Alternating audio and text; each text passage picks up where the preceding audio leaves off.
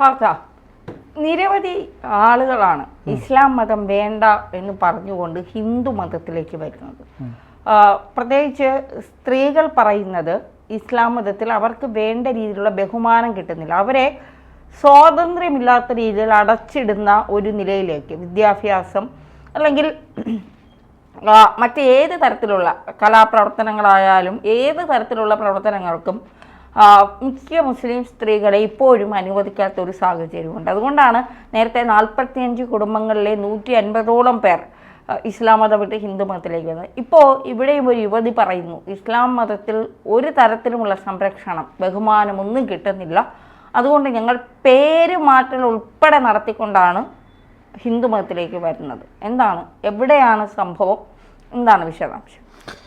ഇത്തരമൊരു സംഭവം പറയുമ്പോൾ ഇത്തരം വാർത്തകൾ കേൾക്കുന്ന സമയത്ത് സുഡാപ്പികൾ സ്ഥിരമായി പറയുന്നൊരു കാര്യമുണ്ട്. ഏറ്റവും കൂടുതൽ ബഹുമാനം കൊടുക്കുന്ന മതമാണ് ഇസ്ലാം, സ്ത്രീകൾക്ക് ഏറ്റവും കൂടുതൽ ബഹുമാനം കൊടുക്കുന്നുണ്ട് എന്നാണ് പറയുന്നത്. കാരണം ബഹുമാനം എന്ന് പറയുന്നതിൻ്റെ അർത്ഥം എന്താണ് എന്ന് ചോദിക്കുമ്പോൾ പറയുന്നത്, അവർ തല മുതൽ കാല് വരെ കാണാൻ പറ്റാത്ത രീതിയിലേക്ക് അവരെ സംരക്ഷിക്കുന്നുണ്ട്, അതായത് പർദ്ദയിട്ടുകൊണ്ട് സംരക്ഷിക്കുന്നുണ്ട്. അതുപോലെ ഈ പറയുന്ന നമ്മൾ സാധാരണ എന്താണ് സ്ത്രീധനം എന്ന് പറയുന്ന ഒരു കാര്യമുണ്ടല്ലോ, മഹർ, അത് നേരെ തിരിച്ച്, അതായത് പുരുഷന് ധനം കൊടുക്കുന്നതിന് പകരം സ്ത്രീക്ക് അങ്ങോട്ട് ധനം കൊടുത്തിട്ടാണ് നമ്മൾ വിവാഹം കഴിക്കുന്നത് എന്ന് പറയുന്നുണ്ട്. ഇതെന്താ കച്ചവടമാണോ? ഇത് കച്ചവടമാണോ എന്നൊരു ചോദ്യം അപ്പുറം വരുന്നുണ്ട്. ഇത്തരത്തിൽ സ്ത്രീകളുമായി ബന്ധപ്പെട്ട് സ്ത്രീകളെ വളരെ സുരക്ഷിതമായി ബഹുമാനം കൊടുത്തുകൊണ്ട് വീടിൻ്റെ അകത്ത് നിർത്തിയിരിക്കുന്നത്. അവർ വെയിലൊന്നും കൊള്ളണ്ട, മഴ കൊള്ളണ്ട, സംഗതികളൊന്നും വേണ്ട, വീടിൻ്റെ അകത്തിരിക്കുക. ഇതാണ് സുഡാപ്പികളുടെ ന്യായവാദം. അപ്പോൾ ആ തരത്തിൽ സംരക്ഷണം കൂടിപ്പോയത് കൊണ്ടായിരിക്കാം ഒരു തരത്തിൽ ഈ പറയുന്ന സ്ത്രീയും മതം വിട്ടത്.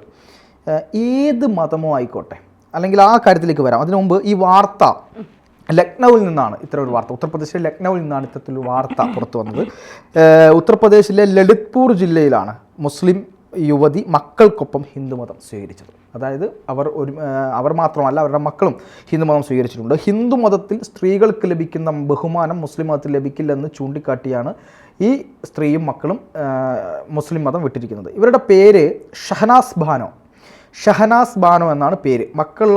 അവരുടെ പെൺമക്കളായിട്ടുള്ള മൻഷ, അഫ്രീൻ, ആലിയ 3 പെൺമക്കളും മകൻ ജനീദ് എന്നിവരുമാണ് ഹിന്ദുമതം സ്വീകരിച്ചിട്ടുള്ളത്. ഷഹനാസ് ബാനോയുടെ പേര് സഞ്ജന എന്ന് പുനർനാമകരണം ചെയ്തിട്ടുണ്ട്. ഒപ്പം മക്കൾക്കും ഹിന്ദു നാമങ്ങൾ നൽകി. തനിക്ക് മാന്യമായ ജീവിതം നയിക്കുന്നതിനും സാമൂഹിക സ്വീകാര്യതയ്ക്കുമുള്ള സുപ്രധാന ചുവടുവെപ്പാണിതെന്ന് യുവതി പറഞ്ഞിട്ടുണ്ട്. മതം മാറുന്നതുമായി ബന്ധപ്പെട്ട് സത്യവാങ്മൂലം ജില്ലാ മജിസ്ട്രേറ്റിന് നൽകിയിരുന്നു. അതായത് ഇപ്പോൾ മതം പരിവർത്തന നിരോധന നിയമം ഈ പറയുന്ന ഉത്തർപ്രദേശിൽ വളരെ കൃത്യമായി നടപ്പിലാക്കുന്നുണ്ട്. ആരും തന്നെ നിർബന്ധപൂർവ്വം മതപരിവർത്തനം നടത്താൻ പാടില്ല. അങ്ങനെ ഒരാൾക്ക് മതം മാറണമെങ്കിൽ അവിടെ ജില്ലാ മജിസ്ട്രേറ്റിൻ്റെ അനുമതി തേടേണ്ടതുണ്ട്. അനുമതി തേടുക എന്ന് പറഞ്ഞാൽ അവിടെ പോയി കാര്യങ്ങൾ ബോധിപ്പിക്കണം. ആരും ഫോഴ്സ് ചെയ്തുകൊണ്ടല്ല താൻ മാറുന്നതെന്നും അതിൻ്റെ പുറകിൽ മജിസ്ട്രേറ്റ് അന്വേഷണമൊക്കെ നടത്തി ഒരു പെർമിഷൻ കൊടുക്കും. അപ്പോൾ നമുക്കത് ചെയ്യാമെന്നുള്ളതാണ്. അപ്പോൾ അത്തരത്തിൽ ജില്ലാ മജിസ്ട്രേറ്റിന് ഈ പറയുന്ന യുവതി സത്യവാങ്മൂലം സമർപ്പിച്ചിട്ടുണ്ട്. ആ സത്യവാങ്മൂലത്തിൽ പറയുന്നത് തനിക്ക് യാതൊരുവിധ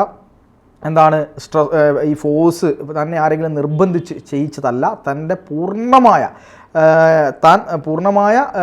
സ്വാതന്ത്ര്യത്തോടു കൂടി എടുത്ത ഒരു തീരുമാനമാണ് എന്ന് അവർ കൃത്യമായിട്ട് ഇതിൽ പറയുന്നുണ്ട്. മതം മാറുന്നതുമായി ബന്ധപ്പെട്ട് മജിസ്ട്രേറ്റിന് സത്യവാങ്മൂലം നൽകി. ഒപ്പം മതപരിവർത്തനത്തിന് ശേഷം തനിക്കും കുടുംബത്തിനും പുതിയ ജീവിതവും ആദരവും ലഭിക്കുമെന്നും സഞ്ജന വിശ്വസിക്കുന്നുണ്ട്. ഈ തീരുമാനം സമൂഹത്തിന് മാതൃകയാണെന്നും മതം മാറാൻ ഓരോ വ്യക്തിക്കും അവകാശമുണ്ടെന്നും ഇത് പൂർണ്ണമായും സ്വമേധയാ എടുത്ത തീരുമാനമാണെന്നും അവർ പറഞ്ഞു. ഇതാണ് റിപ്പോർട്ട് ചെയ്യപ്പെട്ട വാർത്ത.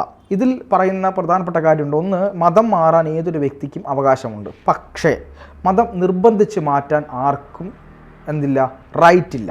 അതായത് ഈ പറയുന്ന പോലെ ഏതെങ്കിലും ഒരു മതത്തിൽപ്പെട്ട ഒരാൾക്ക് അവരെ ഏതെങ്കിലും തരത്തിൽ പ്രലോഭിപ്പിച്ചുകൊണ്ട്, ഉദാഹരണത്തിന് പ്രണയമാകാം, കാശാകാം, ഇനി അല്ലെങ്കിൽ വല്ല തീവ്രവാദ പ്രവർത്തനങ്ങളാകാം, ഇത്തരത്തിലുള്ള കാര്യങ്ങളിൽ പ്രലോഭിപ്പിച്ചുകൊണ്ട് ഒരു മതത്തിലേക്ക് മാറ്റാൻ ഒരു സംഘമോ ഒന്നിലധികം ആളുകളോ ഇടപെട്ടുകൊണ്ട് ചെയ്യുന്നതിനെ ന്യായീകരിക്കാൻ കഴിയില്ല. പക്ഷേ എനിക്കിപ്പോൾ ഇസ്ലാം മതത്തിലേക്ക് മാറണമെന്ന് ഞാൻ വിചാരിക്കുന്നു, എനിക്ക് മാറാം, അതിനാരും തടയുന്നില്ല. ക്രിസ്ത്യൻ മതത്തിലേക്ക് മാറണം, എനിക്ക് മാറാം, പ്രശ്നമില്ല.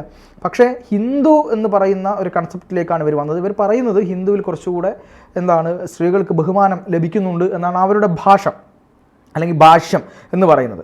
ഇവിടെ ധന്യ എന്തോ പറയാൻ വന്നോ? ഓക്കെ.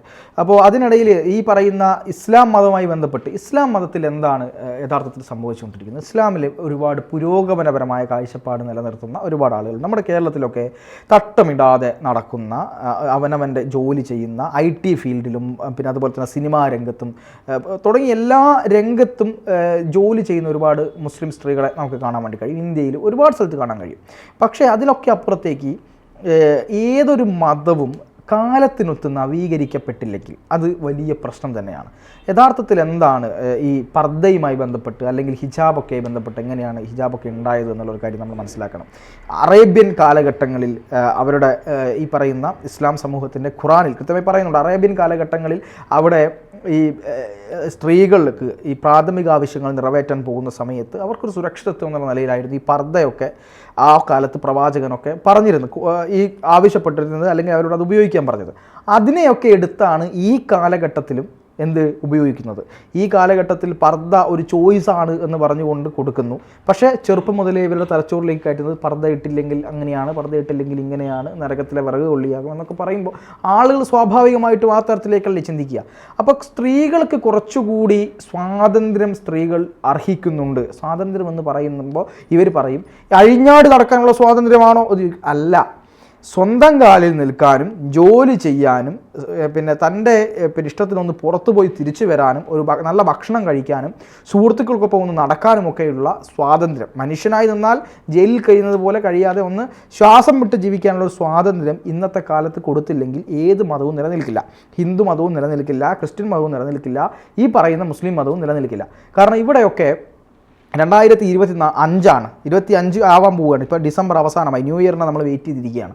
അപ്പോൾ 2025 എത്തുമ്പം സ്ത്രീകൾ ഇപ്പം ഈ പറയുന്ന എനിക്ക് തോന്നുന്നു സുനിത വില്യംസ് ബഹിരാകാശത്ത് പിന്നെ ഈ പരീക്ഷണത്തിൻ്റെ ഭാഗമായിട്ട് അവരിപ്പോഴും ആ പേടകത്തിനുള്ളിലാണുള്ളത്, തിരിച്ച് താഴെ ഇറങ്ങിയിട്ടില്ല. അവർ അതിനെ പിന്നെ എന്താണ് വെല്ലുവിളിച്ചുകൊണ്ട് തൻ്റെ ശരീരവും പ്രശ്നങ്ങളും ഒരുപാട് ബുദ്ധിമുട്ടുകളുണ്ട്, അവരെ താഴെ ഇറക്കാൻ കഴിയുന്നില്ല, താഴെ ഇറക്കാനുള്ള ശ്രമങ്ങൾ നടന്നുകൊണ്ടിരിക്കുന്നു.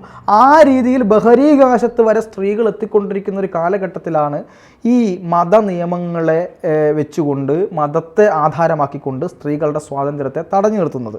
വസ്ത്രം ഒരു അവർക്കിഷ്ടമുള്ളൊരു വസ്ത്രം ധരിക്കാൻ സ്വാതന്ത്ര്യമുണ്ടോ? ഇല്ല. അവർക്ക് ഈ പറയുന്ന പോലെ തലമുടി പുറകെ പിന്നെ വെളിച്ചത്ത് കാണിച്ചാൽ പ്രശ്നം. അതേപോലെ ബഹുമാനം എന്ന് പറയുന്ന ഒരു സംഗതിയില്ല. ബഹുമാനം ഇല്ല എന്ന് ഞാൻ പറയുന്നതിൻ്റെ കാരണം എന്താ? ഇസ്ലാം മതം മൊത്തം അങ്ങനെയാണെന്നോ ഇസ്ലാമിലെ എല്ലാവരും അങ്ങനെയാണെന്നോ അല്ല. അതിനെതിരെ പറയുന്ന ഒരുപാട് നല്ല ഇസ്ലാമുകളുണ്ട്, മുസ്ലിം സമൂഹമുണ്ട്. പക്ഷേ ഒരു വിഭാഗം ആളുകൾ ഇപ്പോഴും പറഞ്ഞുകൊണ്ടിരിക്കുന്നത് ഇവിടെ ഈ അടുത്ത് ഞാൻ പറഞ്ഞല്ലോ, കഴിഞ്ഞ ഒരു ചർച്ചയിൽ ഞാൻ ധന്യയും വരുന്ന ഒരു ചർച്ചയിൽ തന്നെ പറഞ്ഞിട്ടുണ്ടായിരുന്നു, ഒരു സമ്മാനം വാങ്ങാൻ വേണ്ടി വേദിയിൽ SLC പരീക്ഷയ്ക്കെങ്ങാൻ സമ്മാനം വാങ്ങാൻ വേണ്ടി മികച്ച വിജയം നേടിയതിന് ആദരിക്കുന്ന ഒരു ചടങ്ങിൽ ആ കുട്ടി കയറിയതിനെ ആ പിന്നെ ഉസ്താദോ മുസ്ലിയാരോ ആരോ ആണ് പൊതുവേദിയിൽ വെച്ച് ആ കുട്ടിയെ അപമാനിക്കുകയാണ്. വേറെ ആരും ഇല്ലേ വരാൻ, നിങ്ങൾ കുടുംബത്തിൽ ആരും ഇല്ലേ എന്നൊക്കെ പറഞ്ഞുകൊണ്ട് ഇങ്ങനെ വളരെ രോക്ഷത്തോടെ പ്രതികരിക്കുകയാണ്. ഒരു കുട്ടി ഒരു വേദിയിൽ കയറി ഒരു സമ്മാനം വാങ്ങിയാൽ എന്താ പ്രശ്നം? എന്താ ഇവിടെ സംഭവിക്കുക? എന്തെങ്കിലും സംഭവിക്കുമോ? ആകാശം ഇടിഞ്ഞു വീഴുമോ? അങ്ങനെയൊന്നും സംഭവിക്കില്ല. അതുപോലെ തന്നെ ഏതെങ്കിലും തരത്തിൽ ഒരു പിന്നെ എന്താണ് പിന്നെ എന്തെങ്കിലും കാര്യത്തിൽ പ്രതികരിക്കുന്ന ആളുകൾക്കെതിരെ പിന്നെ നിരന്തരമായി സോഷ്യൽ മീഡിയയിൽ വന്ന് അവരെ ആക്രമിക്കുന്ന രീതി കഴിഞ്ഞ ദിവസം നമ്മൾ വീണ്ടും ചർച്ച ചെയ്തു. ഏഷ്യാനെറ്റിൽ ഒരു ചർച്ചയ്ക്കിടയിൽ ഒരു കുട്ടി പറഞ്ഞ കാര്യത്തെപ്പറ്റി.